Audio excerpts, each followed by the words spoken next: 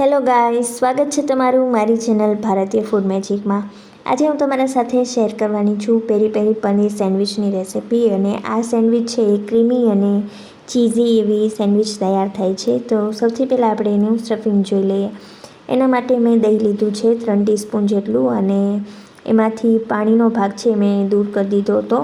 અને પછી આપણે એમાં 1 ટીસ્પૂન જેટલો પેરી પેરી મસાલો એડ કરશું, અને પછી આપણે એમાં સમારેલી ડુંગળી અને સમારેલું કેપ્સિકમ એડ કરશું,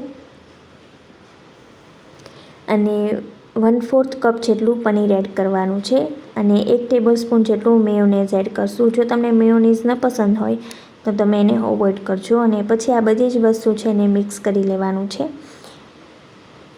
તો તમે જોઈ શકો છો કે આપણું સ્ટફિંગ છે એ સરસ એવું તૈયાર છે।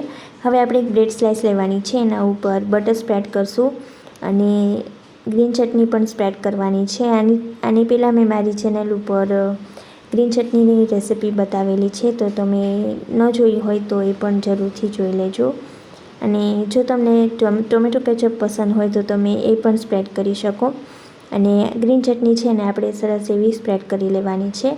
અને પછી આપણે એના ઉપર જે સ્ટફિંગ બનાવ્યું એ સ્ટફિંગ સ્પ્રેડ કરશું। અને તમને એક બ્રેડ સ્લાઇસ ઉપર ગ્રીન ચટણી અને બીજી બ્રેડ સ્લાઇસ ઉપર ટોમેટો કેચઅપ સ્પ્રેડ કરવો હોય તો તમે એવી રીતે પણ કરી શકો। હવે તમે જોઈ શકો છો કે મેં સ્ટફિંગ છે ને સરસ એવું સ્પ્રેડ કરી લીધું છે। હવે આપણે એના ઉપર 1 ક્યુબ જેટલું ચીઝ છીણીને એડ કરી દઈશું। આ મેં પ્રોસેસ ચીઝનો ઉપયોગ કરેલો છે। જો તમને મોઝરેલા ચીઝ પસંદ હોય તો તમે એ પણ લઈ શકો। અને હવે આપણે બીજી બ્રેડ સ્લાઇસ લઈશું, અને એના ઉપર આપણે બટર અને ગ્રીન ચટણી સ્પ્રેડ કરી લઈશું।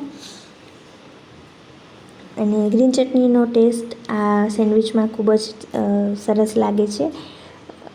તમે જોઈ શકો છો કે મેં ગ્રીન ચટણી છે એ સરસ એવી સ્પ્રેડ કરી દીધી છે। હવે આપણે એને સ્ટફિંગ ઉપર આવી રીતે બીજી બ્રેડ રાખી દઈશું, અને હવે આપણે એને તવા ઉપર રોસ્ટ કરી લેવાની છે। એના પહેલાં મેં બટર છે ને થોડું તવા ઉપર સ્પ્રેડ કરી દીધું, અને પછી આપણે સેન્ડવિચ છે એ મૂકી દઈશું, અને એના ઉપર આવી રીતે હેવી વેઇટ મૂકી દઈશું। એનાથી આપણી સેન્ડવિચ છે એ સરસ એવી ક્રિસ્પી એવી રોસ્ટ થઈ જશે।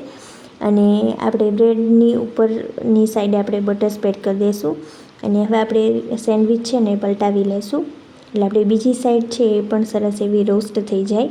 અને સેમ એવી રીતે જ આપણે આવી રીતે વજન મૂકી દઈશું, એટલે આપણી સેન્ડવિચ છે એ સરસ એવી ક્રિસ્પી તૈયાર થઈ જાય। તમે જોઈ શકો છો કે સેન્ડવિચ છે એનો કલર કેવો સરસ આવ્યો છે, અને ટેસ્ટમાં પણ ખૂબ જ સરસ લાગે છે। અંદરથી મોઇસ્ટ અને બહારથી ક્રિસ્પી એવી તૈયાર થઈ છે।